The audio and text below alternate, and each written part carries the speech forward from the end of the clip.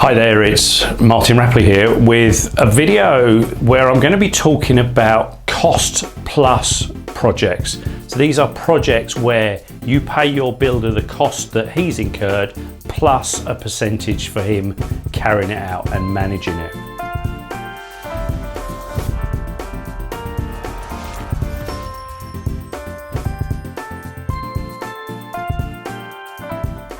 Now, in the construction world, these cost plus projects are actually called prime cost contracts. But what we're talking about here are the kinds of projects where your builder says he's been on site these amounts of days, you agree a rate per day, and he adds on the cost of materials at the bottom. Now that is prime cost. It is the cost that he has incurred in carrying out that work. Sometimes there might be a further percentage on the bottom for him managing the whole thing. And I want to just point out some of the shortcomings of this kind of contract because I would encourage you not to use them unless you're carrying out something that is relatively small, relatively straightforward, or emergent of an emergency nature. Because the thing with these prime cost contracts is it's actually very, very hard, if not impossible, for you to manage the budget. If you're only being presented with an invoice at the end of the week based on what the builder's done, you've got no idea what that project is going to cost you until you get to the end.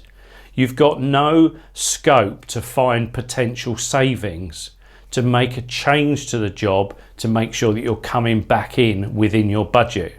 So it's actually really high risk.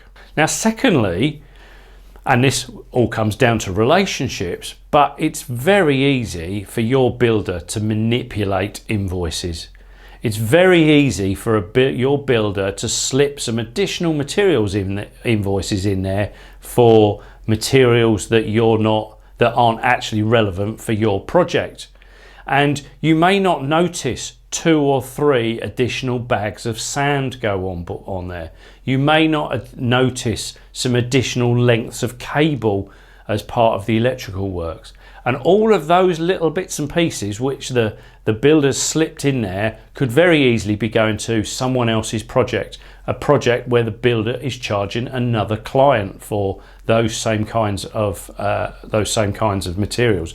And just because the materials have been delivered to your property still doesn't necessarily mean that they're going into your project. Now there's also the issue with the labour. Unless you're there every day, how do you know how many people have been on site?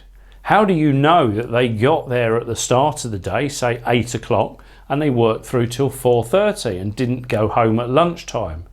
How do you know that all of the people that are on your site are actually working hard on your project between, say, 8:30 and 4:30 with a lunch break and a tea break or 2?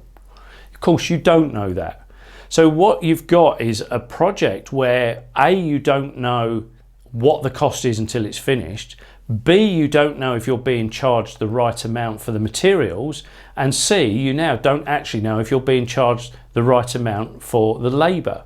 So all in all, it is a massive risk and a massive uncertainty. So for that reason, I would encourage you never to place major works on a prime cost, on a cost plus basis or a cost basis, because you really have got no control of that at all. And for me, if a contractor is offering to carry the works out on that basis, I would suggest that they are not going to produce what you want. I would suggest that they are not overly experienced. They're not experienced enough to give you a lump sum firm price for the project, and they're not overly experienced in the management of a project, so they know that it will not run overly well, and therefore by charging you on this in this way, they are not out of pocket themselves. By all means, use cost plus for an emergency call out, for minor little bits and pieces here, there and everywhere. When you've got a leaking tap and the plumber says there's a call out fee of this, and then it's this price per hour, that's the kind of place where you work on an hourly basis and you work on a time and materials basis, but not for whole projects. Really hope that has just sown some seeds for you and helps you save some money on your next project. As ever, leave comments below if there's anything you'd like some further help with, and like and share this video, and I look forward to catching up with you on the next one.